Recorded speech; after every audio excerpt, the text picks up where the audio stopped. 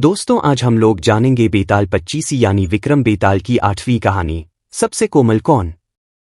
बेताल को विक्रम फिर से पकड़ लेता है और अपने कंधे पर डालकर ले चलता है और उसे फिर से एक कहानी सुनाता है। एक गांव में एक ब्राह्मण रहता था जिसके 3 लड़के थे। तीनों बहुत समझदार और आज्ञाकारी थे और तीनों मस्खरे भी बहुत थे।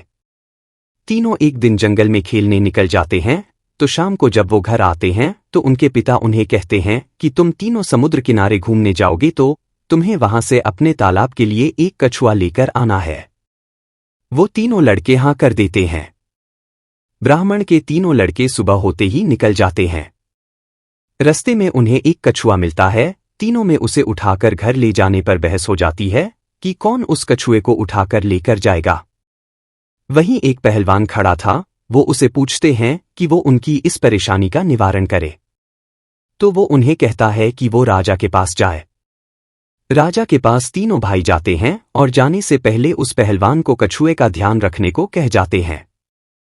तीनों में से कौन सा सबसे कोमल और नाजुक है, यह सवाल सुनकर राजा भी हैरान हो जाता है।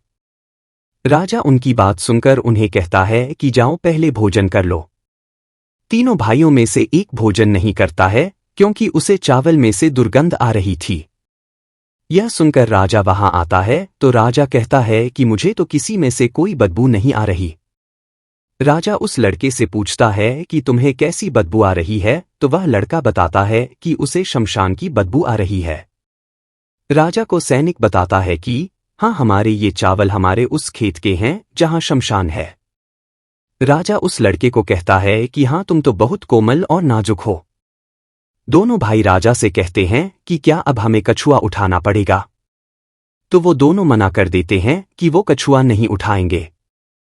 ब्राह्मण का दूसरा लड़का संगीत जानता था, तो राजा उसे संगीत सुनाने के लिए कहता है। तो राजा उसके लिए मृदंग मांगता है और गायिका को भी बुलाता है। लेकिन वह ब्राह्मण का लड़का गायिका से दूर जकार बैठ जाता है, तो राजा उससे इसका कारण पूछता है। ब्राह्मण का लड़का कहता है कि उसे इस गायिका में से बकरी के दूध की गंध आती है। राजा गायिका से पूछता है कि क्या उसने बकरी का दूध पिया है, तो वह गायिका कहती है कि जी नहीं महाराज, लेकिन उसने बचपन में बहुत बकरी का दूध पिया है। राजा कहता है कि आप तो बहुत कोमल है कि आपको गायिका के रक्त में से भी बकरी के दूध की गंध आ गई। आप तो बहुत नाजुक और कोमल प्रतीत होते हैं। रात्रि में सभी सोने के लिए जाते हैं, तो ब्राह्मण का तीसरा बेटा सो नहीं पाता, तो राजा उससे पूछता है कि क्या हुआ, वो क्यों नहीं सो रही। तो वह कहता है कि मुझे कुछ बिस्तरे में चुभ रहा है। तो राजा बिस्तरे को देखने के लिए कहता है। ब्राह्मण का बालक को 3 बिस्तरे के नीचे दबे एक बाल के कारण पीठ पर खरोंच आ गई थी।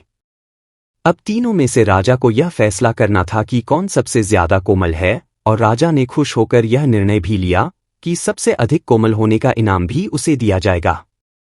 बेताल अब राजा विक्रम से पूछता है कि अब तू बता कि राजा ने किसे इनाम दिया और कौन सबसे कोमल है।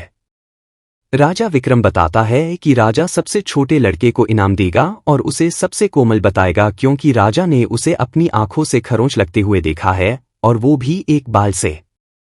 शमशान के नजदीक के खेत के चावल और गायिका का बचपन में पिया बकरी का दूध कानों सुनी बात भी हो सकती है, लेकिन बाल से पीठ पर खरोंच राजा ने स्वयं देखी थी।